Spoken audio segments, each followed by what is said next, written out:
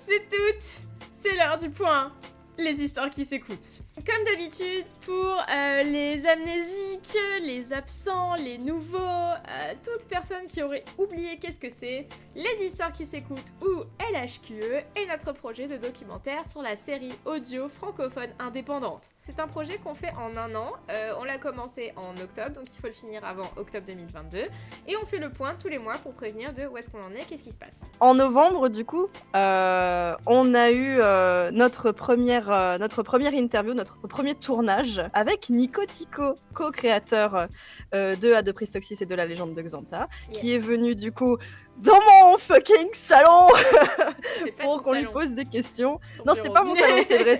En vrai, c'était juste derrière le rideau là. Et du coup, ça y est, on a fait l'interview, la première interview, et ça s'est franchement bien passé. Elle est déjà trop longue, c'est-à-dire que je crois qu'on a combien d'heures d'enregistrement 1h30, il me semble.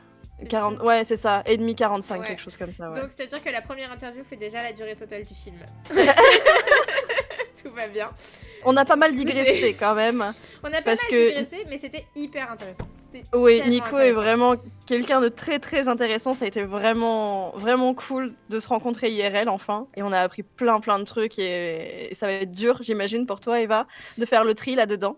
En vrai, je sais déjà ce que je veux garder un peu. Alors, ce que je veux garder en gros, c'est-à-dire que, en fait, je vais confirmer d'abord un truc que j'avais dit pour octobre, qui est que l'écriture d'un documentaire, ça se fait jamais à 100%. Et c'est vrai que suite à cette interview, je suis déjà en train de modifier l'écriture. Voilà. et donc, du coup, je sais, il y a déjà des parties, je suis sûre de vouloir les garder. Il y a des parties, je suis sûre de pas vouloir les garder. Donc, je vais faire un premier tri. Je pense honnêtement que avec un premier passage, on peut obtenir une bonne demi-heure, 3/4 d'heure d'interview. On va virer 50% easy peasy. Et après, le reste, ça va dépendre des autres interviews. Donc, de toute façon, je ferai évoluer le reste en fonction de la suite. J'obtiendrai pas le cut final ce mois-ci, ça c'est clair et net. Oh bah, c'est logique. C'est ça. Mais honnêtement, je pense que je vois à peu près quelles sont les parties qui m'ont le plus intéressée en fait. Et surtout, parce qu'il n'y a pas juste qu'est-ce qui t'intéresse, il y a qu'est-ce qui va faire écho avec le reste du film et qu'est-ce qui va marcher dans la narration du film total. Je tiens à me dédouaner dès maintenant, ce sera pas un chef-d'œuvre. Attends, Bichette, c'est un film documentaire autoproduit. Et en vrai, quand j'avais lancé le projet, une de mes plus grandes inspirations, je veux bien qu'on mette le lien en description parce que en vrai, j'adore ce film. C'est un méga vlog fait par Johan Baumal sur son amour pour Michael Jackson. Et c'est un méga vlog, il appelle ça, lui, qui est carrément... Enfin, c'est limite un film, en fait, parce qu'il l'a vraiment très très bien fait. Ce méga vlog dure plus d'1 heure. Il est disponible sur sa chaîne YouTube. Et c'est quand j'avais vu ce projet... En fait, j'avais cliqué dessus parce que c'est le fils d'une connaissance à ma mère. Très très loin. Mais je m'étais dit, pourquoi pas, allons-y. Et en fait, ça m'a tellement captivée que j'ai tout regardé en entier et j'ai vraiment aimé. Et j'étais sortie de là en me disant, bah attends, faire un film, c'est pas si compliqué. Bon, maintenant on est dedans. Donc c'est faux. J'adore, tu sais, avec tout le background que j'ai, le fait que tu me dises, faire un film, c'est pas si compliqué.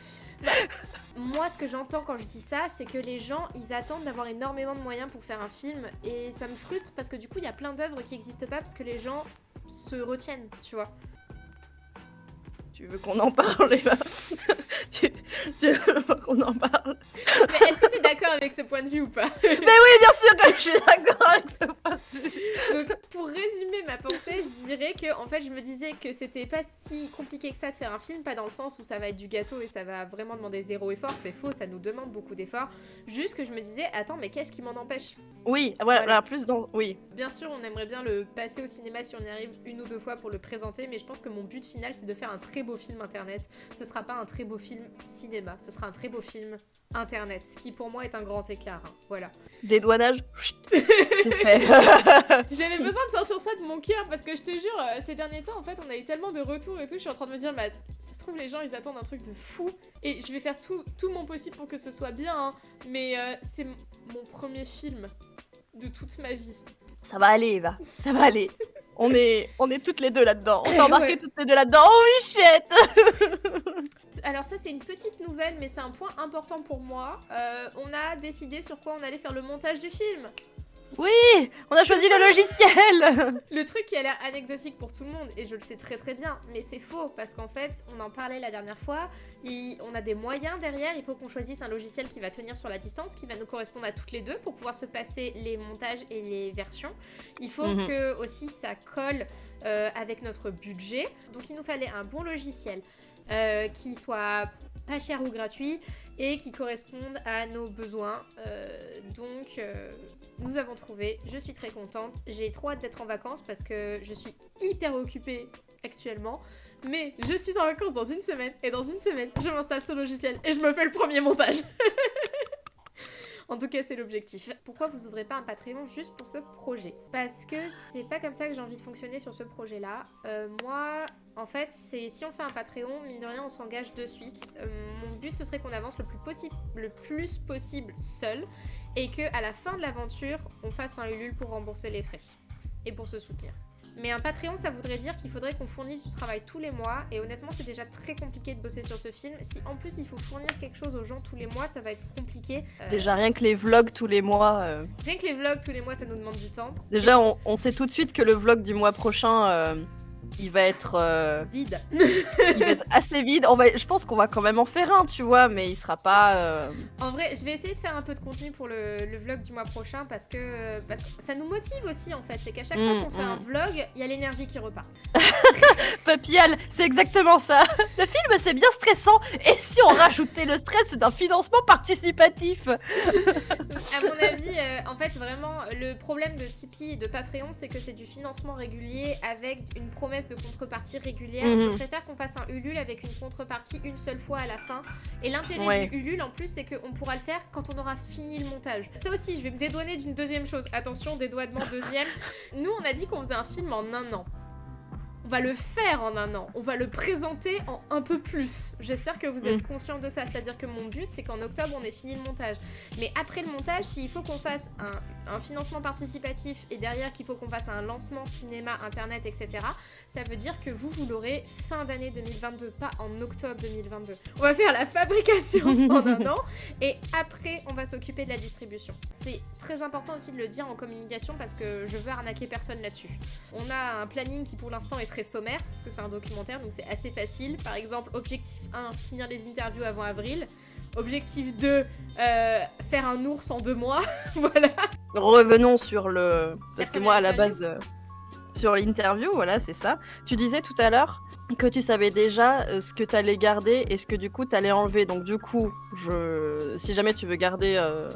secret ce que tu veux garder, les thèmes à aborder, tout ça, est-ce qu'on peut parler du coup des thèmes qu'on ne va pas aborder? Ouais, totalement. En fait, y a mine de rien des choses dont on a déjà parlé, comme le fait que je veux pas m'établir sur ce qui s'est passé. On va en parler parce que c'est hyper intéressant, mais mon but c'est d'arriver à la série audio d'aujourd'hui.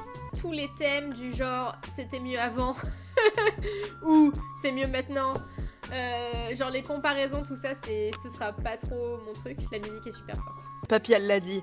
Non, on dit l'âge d'or. Je refuse de l'appeler comme ça.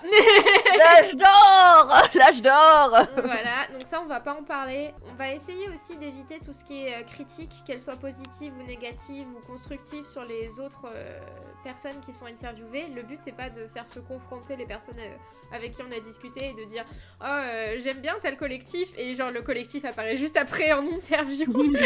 Je pense que les gens parleront mieux de leurs œuvres que les autres, et je préfère à la limite qu'on aborde des œuvres ou des créateurs qui seront pas dans le documentaire pour élargir au maximum le dialogue. Bien sûr que je vais garder des petites touches d'humour, mais l'idée c'est pas de faire un film humoristique. C'est ce qui est pas facile, hein, parce que quand tu interviews des personnes de la série audio, peut y avoir des jeux de mots, des anecdotes, ce genre de choses, et tu peux juste les compiler, et je suis sûre qu'on arriverait à avoir 2 heures de film. Moi je me souviens qu'on s'est tapé une grosse barre avec Nico, au bout d'un moment je n'en pouvais plus. J'ai très envie de la raconter maintenant, parce que je ne sais pas si tu vas la mettre dans le... Vas-y, raconte. Quand il nous a raconté comment est-ce qu'il faisait le montage au début de Adopristoxis. Oh mon dieu, mais ça me fait suer rien que d'y repenser, quoi. Il faisait... c'était de la. Enfin, je sais même plus comment il appelait ça. C'était dingue. En fait, il montait tout Il faisait sur pas du une- multipiste. Et voilà, il il faisait faisait pas tout du sur une multipiste. seule Il faisait tout sur une seule piste. Il fusionnait tous les sons sur une seule piste. Ça m'a rendu dingue quand j'ai appris ça. En fait, c'est là qu'on se rend compte que nous, c'est super facile pour nous de créer de la série audio.